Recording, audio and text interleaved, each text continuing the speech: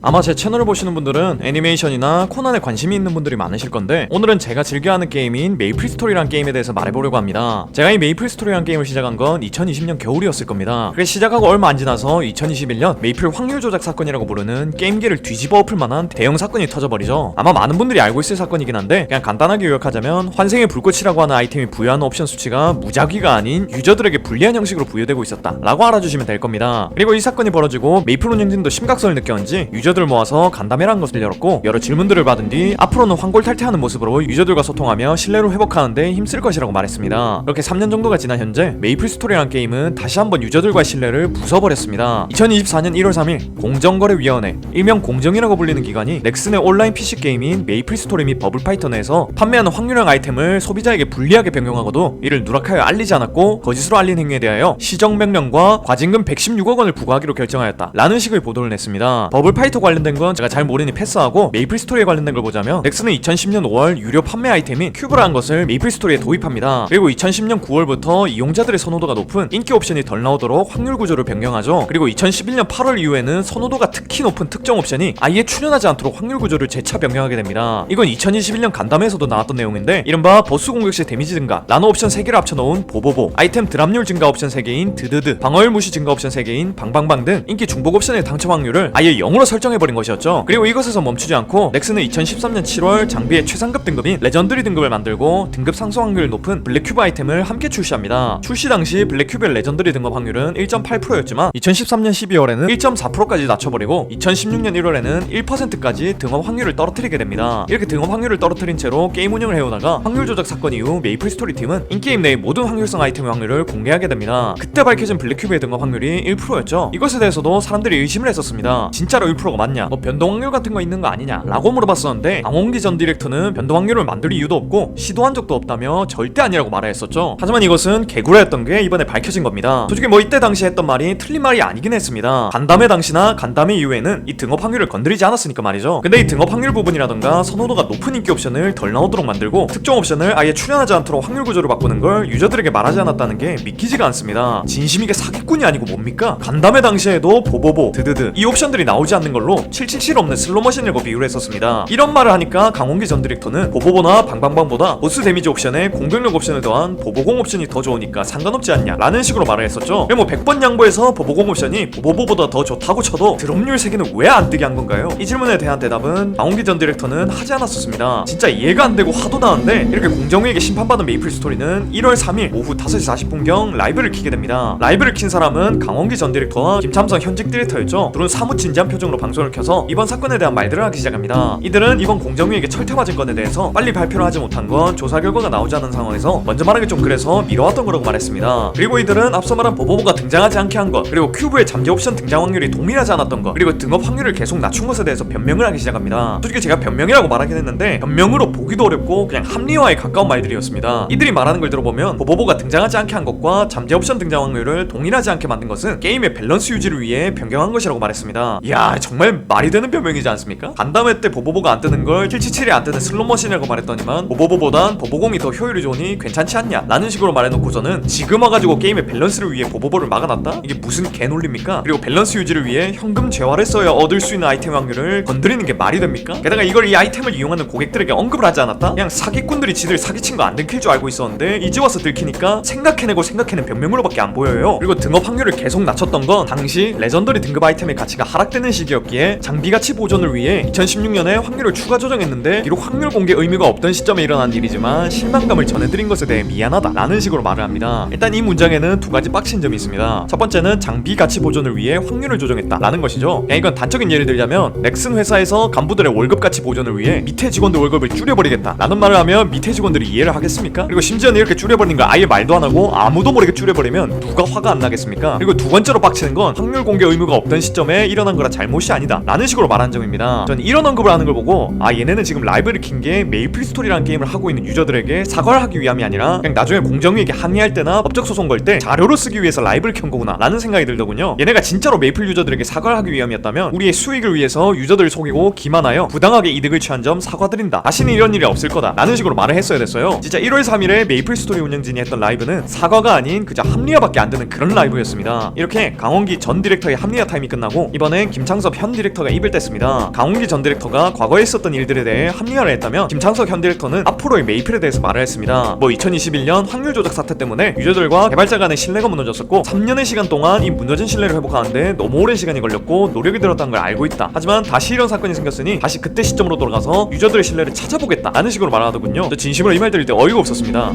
어떻게 신뢰를 찾으실 건데요? 2021년에 황골 탈퇴 정신으로 새롭게 메이플을 운영한다더니 다시 이런 일이 일어나는데 우리가 당신들을 어떻게 믿습니까? 그리고 김창석 디렉터의 말 자체가 지금 2021년 그 사건이 있고 나서의 마음과 지금 큐브 사건 터지기 전의 마음가짐이 달라졌다는 걸 인정하는 거 아닙니까? 근데 인게임 업데이트를 보면 마음가짐이 달라졌다는 건 충분히 알 수 있긴 합니다. 이건 메이플 안 하는 사람들은 이해 못할 수도 있으니 간단하게만 설명하자면 메이플은 여름방학, 겨울방학 이 시즌에 신보스를 내거나 신캐릭터를 낸다거나 새로운 지역을 내는 등 대형 업데이트를 하는 편입니다. 근데 이번 겨울방학 땐 이 무엇도 내지 않았어요. 그렇다고 패치 내역이 월등하게 많느냐? 그것도 아닙니다. 이번에 나온 것 중에 그나마 호평받을 만한 건 유니온 아티팩트라고 하는 것뿐인데 이것도 나오자마자 뭔 오류가 터져가지고 하루 동안 못 쓰겠어요. 그리고 원 직업별로 스킬 하나씩 강화해줬는데 아주 퀄리티가 가관입니다. 키네시스라고 하는 직업의 강한 스킬 상태는 거의 그냥 인디게임 수준이라고 봐도 되고 다른 직업들도 잘 받은 직업을 찾기 힘들 정도로 개판한 상황이죠. 이것 말고도 캐시템 중에 석공 모양의 아이템이 있었는데 이걸 석공처럼 쏘는 형식이 아닌 활처럼 쏘는 형식으로 도트를 찍는 생각 없음을 보여준다거나 공룡 코어 마스터를 찍으려면 어마어마한 시간과 돈이 필요한데 이 마스터 레벨 기준으로 받는 혜택을 광고로 내는 등 이 새끼들이 게임을 하는 게 맞나? 라는 생각이 드는 퀄리티로 겨울 업데이트를 내놨죠. 이렇듯 메이플 운영진이 2021년에 말했던 황골 탈퇴하듯 바뀌겠다는 말은 이미 알츠하이머 걸린 것 마냥 까먹은 것 같습니다. 그리고 다시 이번 일을 계기로 또 보여주기 식으로 노력하다가 한 3년쯤에 이딴 식으로 일 안 할 거 아닙니까? 일어나지도 않은 일인데 너무 억까하는 거 아니냐고요? 이 새끼들이 확률 조작 사태 이후로 이딴 식으로 행동을 해왔는데 지금 디렉터들이 신뢰를 얻어볼 거란 말을 믿는 게 원숭이 새끼들 아닙니까? 그리고 김창석 디렉터님께서 마지막쯤에 알량한 말들로 저희와 용사님들의 신뢰가 회복될 거라고 생각 안 한다 라고 말씀을 하셨는데 그걸 아는 사람이 확률 조작 사건 터진 지 3년 만에 이딴 식으로 겨울 업데이트를 합니까? 제가 봤을 때 이제 한 1년 동안은 열심히 소통하시는 척 업데이트 볼륨 좀 커버인 척 하다가 귀신같이 1년 반 뒤부터 서서히 업데이트 양 줄이고 쇼케이스 때 본본 프로젝트라고 하면서 진작에 했어야 할 편의성 업데이트 보여주면서 박수 달라고 하시겠죠? 아니 그리고 그놈의 본본 프로젝트란 말은 그냥 좀 없으면 안 됩니까? 뭔 편의성 개선을 대형 업데이트인 것 마냥 거창하게 이름을 붙여요. 종합적으로 봤을 때 이미 유저와 메이플 사이의 신뢰는 그냥 없어졌다고 봐야 할 것 같습니다. 얘네가 유저들을 위해서 뭔가를 했다 라는 말을 해도 뒤에서는 또 확률 건드려가지고 이득 보려는 게 아닐까 하는 생각이 들 것 같아요. 이제는 또 이런 사건이 벌어지고도 반성은 안 하고 그때는 그게 관행이었다 라는 논리를 펼치면서 지들 합리화하는 거 보니까 다음부터는 이런 일 없게 조작을 안 해야겠다는 마인드가 아니라 다음부터는 확실히 숨겨서 안 걸려야겠다 라는 마인드이실 것 같아요. 이런 말을 하다 보니까 갑자기 게임을 게임으로 봐달라고 했던 강원기 전 디렉터님의 말이 생각나네요. 디렉터님께서는 메이플 스토리라는 게임을 게임으로 보셨습니까? 아니면 유저들 기만하여 매출 올리는 상품으로 보셨습니까? 부디 이 게임이 왜 인기가 있었는지 사람들이 왜 오랫동안 이 게임을 사랑해왔는지 다시 한번 생각해보셨으면 좋겠습니다. 아마 당신과 이전 디렉터들이 건드려놓은 큐브나 스타포스 같은 돈 빨아먹는 시스템 때문에 사랑해왔던 건 아닐 겁니다. 이제 게임 안 아프게 좀 해달라고도 말을 못하겠네요. 그냥 싸그리 갈아엎으시길 바라겠습니다.